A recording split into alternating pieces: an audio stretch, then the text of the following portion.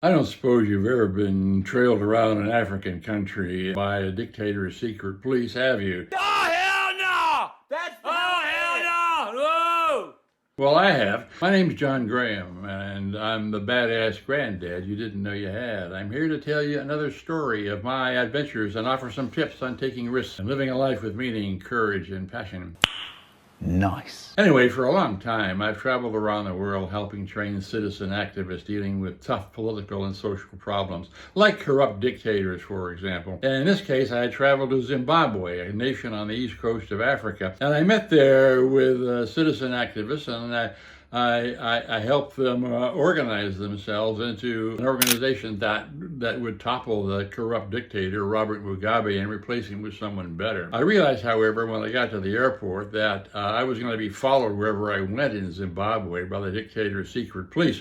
And it wasn't so much danger to me, but a danger to all the people that I was going to talk to, and I couldn't let that happen. Now, I knew the secret police were not so smart, so I figured that they would think that I would go down and rent a car, or maybe even hire a car and driver, because after all, I was a rich white American. What else would I do? Well, I didn't do that. Instead, I started traveling around the country on country buses, dilapidated buses jammed with people going from one village to the other, perhaps to carrying their crops, and the top of the buses were completely piled high with yams and chickens and whatever, and I disappeared very easily into these buses, traveled around the country. The secret police never knew where I was, and after 10 days or so, I talked to the people I wanted to talk to and done what I had to do to set up an organization to help depose Robert Mugabe, and 2 years later, it in fact succeeded. Anyway, the point here is this: if you're in a situation, a tough situation with a tough opponent, figure that that tough opponent is going to think you're going to do the ordinary thing. So don't do the ordinary thing. Don't take the ordinary tactic that first pops into your head.